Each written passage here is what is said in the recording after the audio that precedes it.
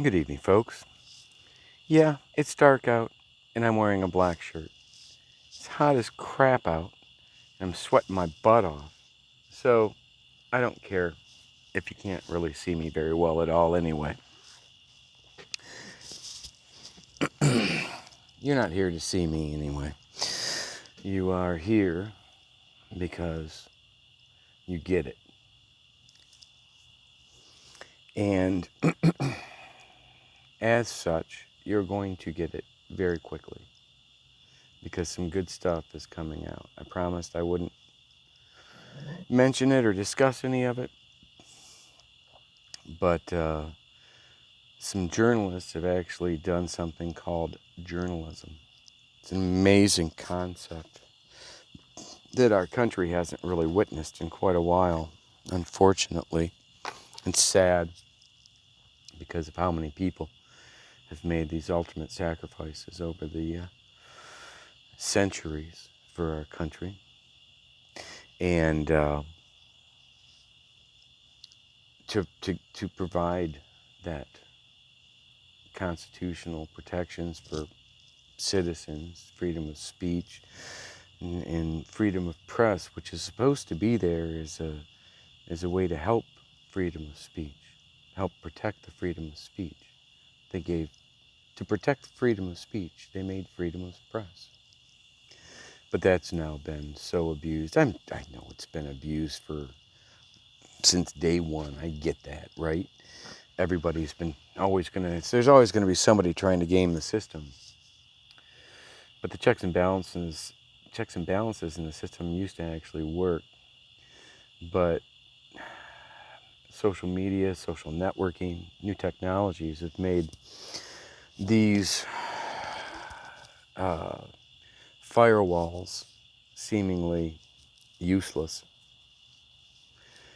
It's all about clicks and tweets and profit now for most in journalism. Fortunately for you and I in America, it's not for all of them. Yeah, I know, they've all got their reasons. You can tell it to somebody else. Some have stood up and did what's right. And you're going to find out what they came up with based on my story and tying it in with some others. And they are going to blow your mind, folks. It's pretty serious. But enough on that. Watched an interview last night with Roger Stone on his glory. I've been on his glory, I think, 3 times now. I actually went to his home, drove there as part of my American awakening on my Harley when I was going through Ohio. Met with Pastor Dave. I like the man. I like what he's doing.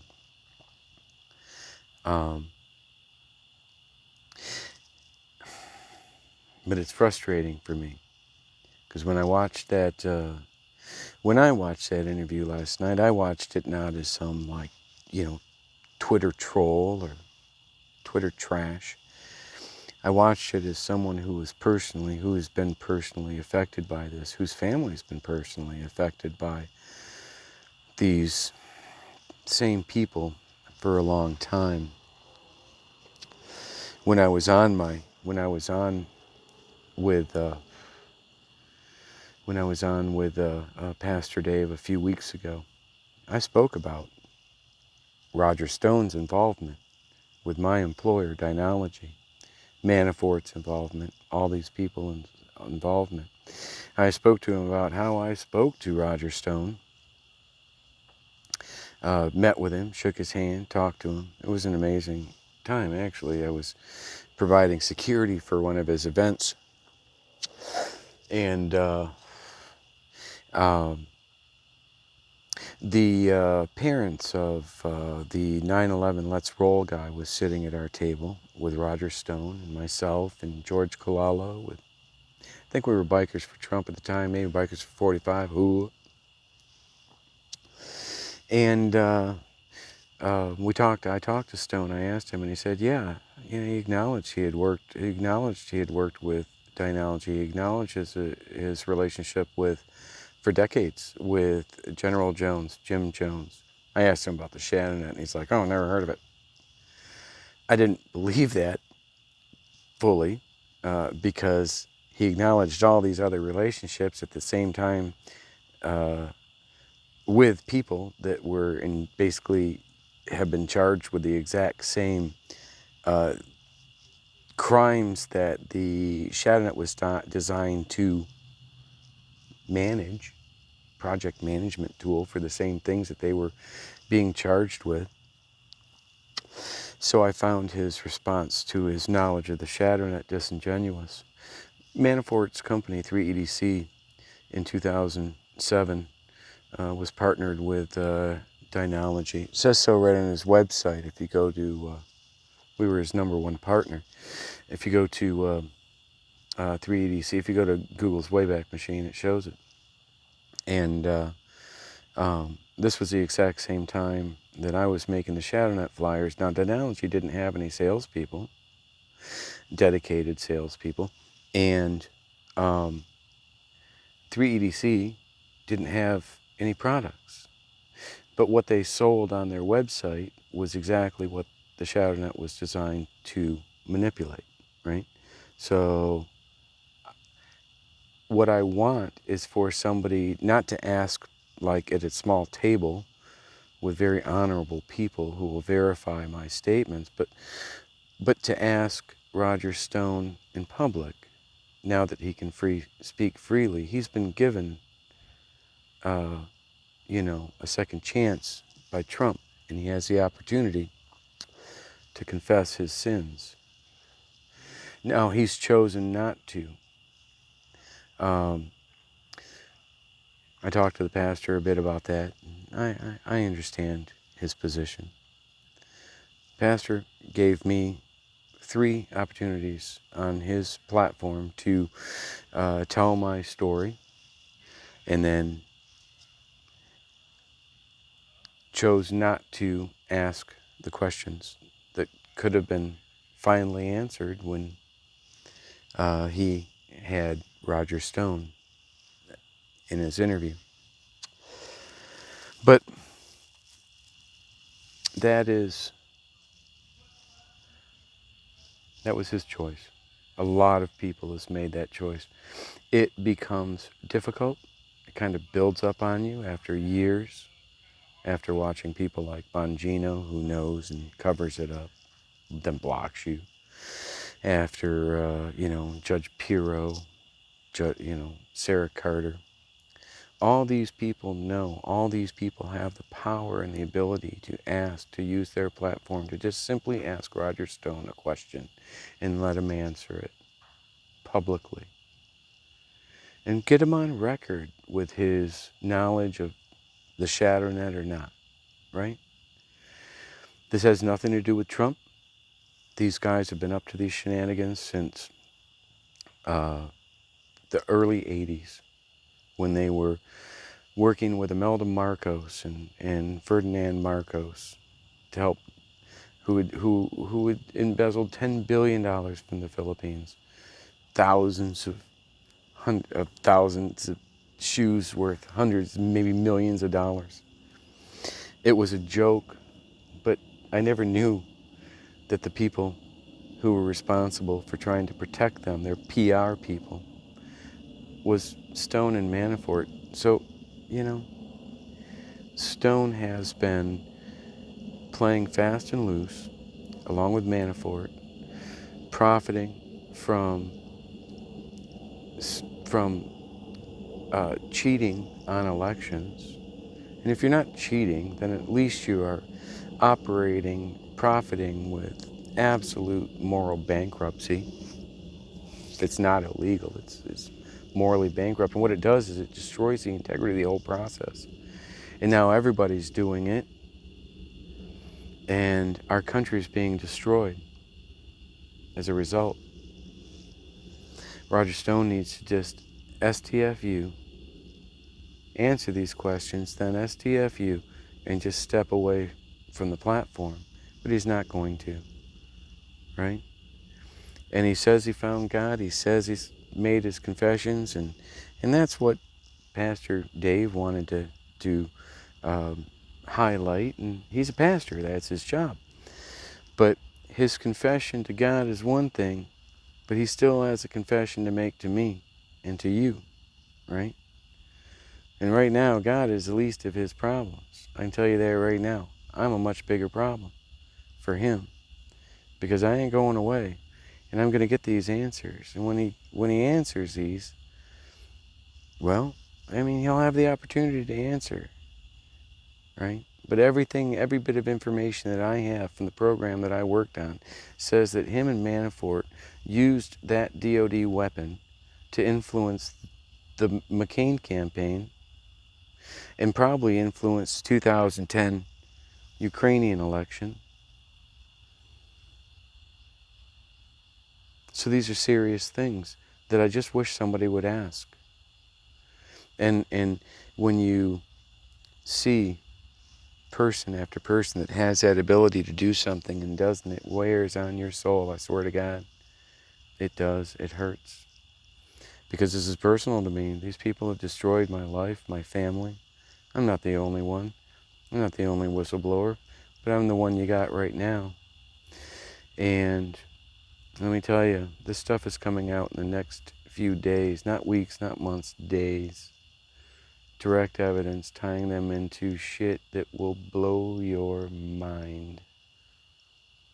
And then you're going to have a chance to either do something, stand up for your country, or just hide behind your masks.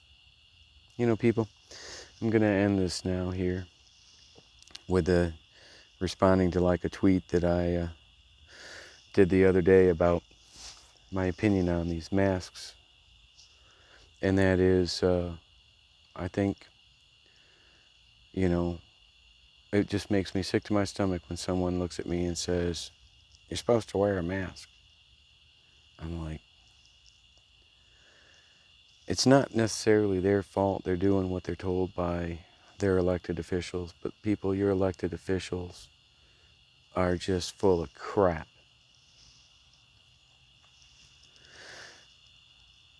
We're at war right now. Our country is at war with an enemy.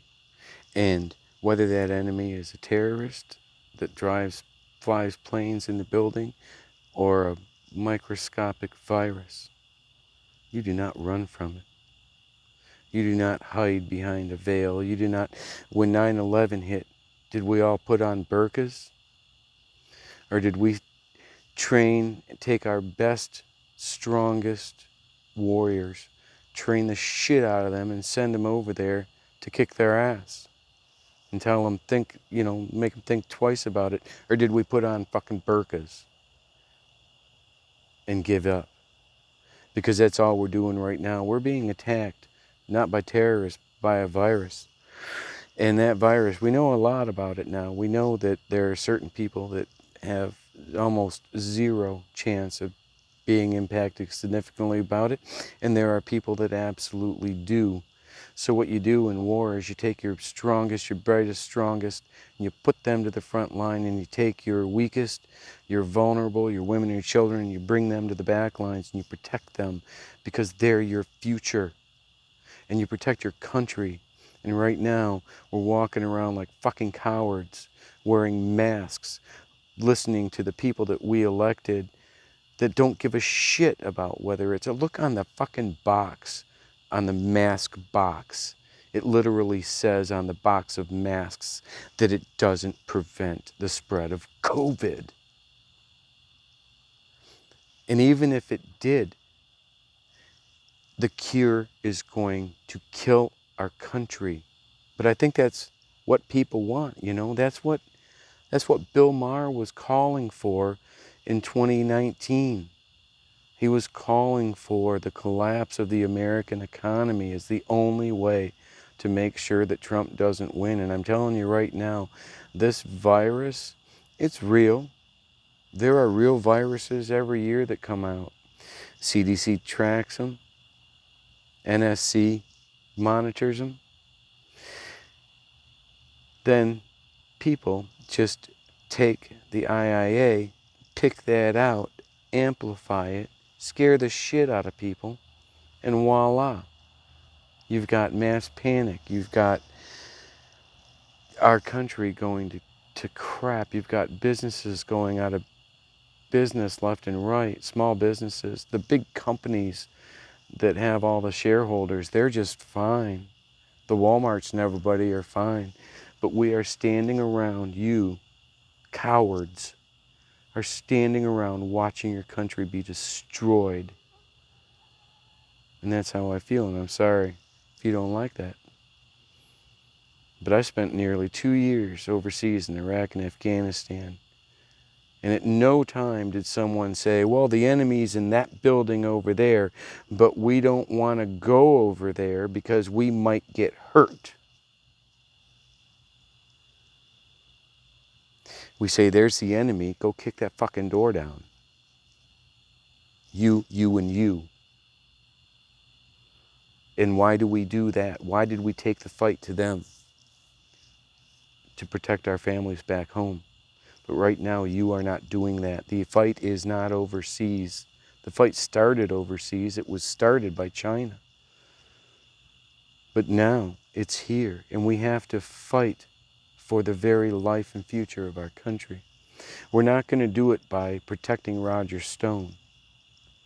We're not going to do it by playing politics. We're going to do it because we love our country, because we're patriots, and we love our family, and we want a future for our children.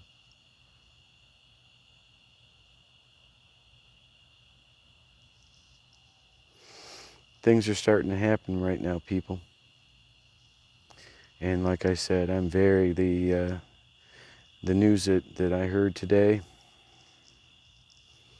and it's going to be coming out in the next few days, folks, and it's big. It's jaw-dropping. Most likely criminal. Please, really could use your help. Patreon.com/TheShadowNetHacker. You can go there. You can help. You can leave a few bucks. You can go to freedomstream.tv. You can order one of my Biden or Trump 2020 coffee mugs. You know, I want to be politically correct by offering both, but I would point out that both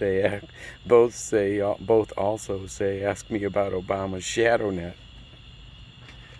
Maybe someday a journalist will ask Biden about the shadownet. It happened on his watch.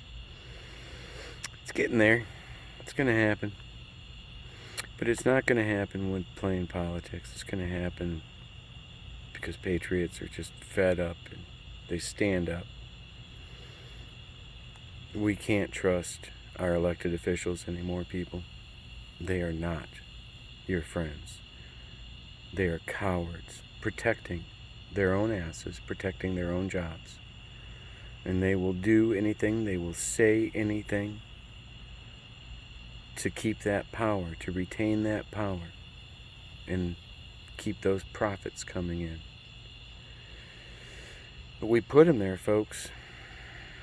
And that's my purpose this summer, to hopefully get this message out. And it's getting out.